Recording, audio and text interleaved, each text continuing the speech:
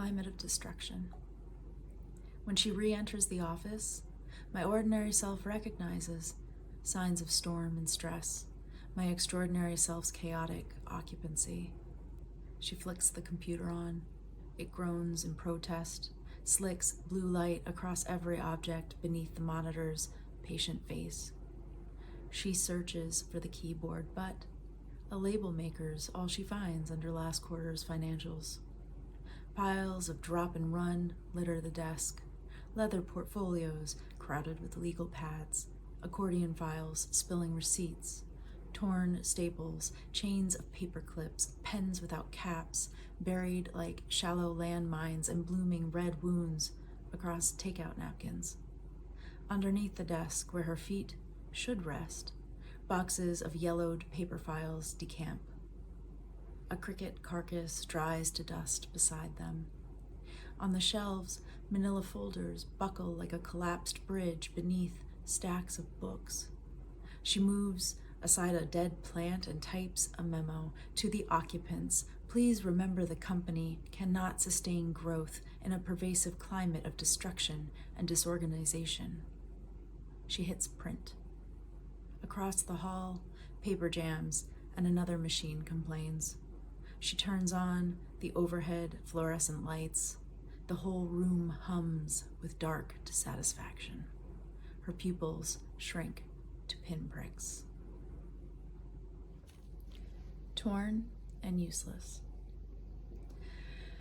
Some mornings she rises and walks by the river, watching the ducks and geese ignore each other. The mosquitoes rise in clouds above the humid bank and disperse with the breeze, and dragonflies hover and couple and drop in a green, erratic rhythm.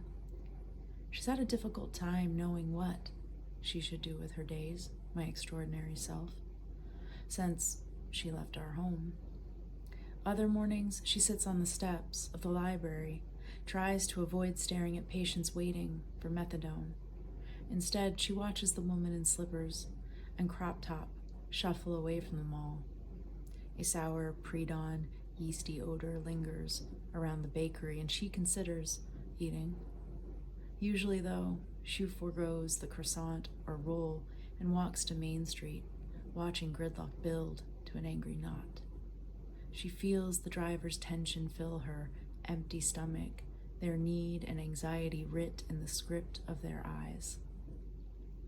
They squint against the sun's rising assault. She remembers waking each morning with a cramp, ambition inflaming her gut.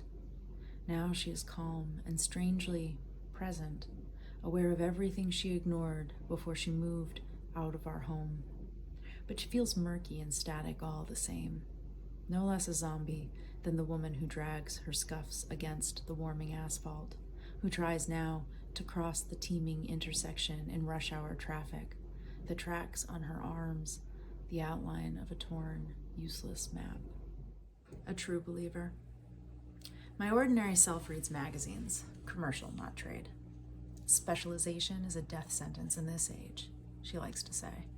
Everyone needs to know a little bit about everything.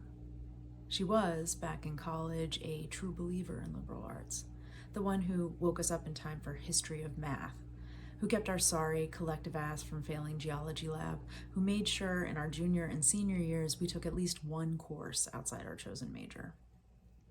My extraordinary self was a student arts reporter, founded an avant-garde literary magazine, took extracurricular activities and classes in performance and film.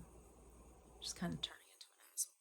My ordinary self would say back then, thumbing through fashion ads, perched on our narrow twin bed.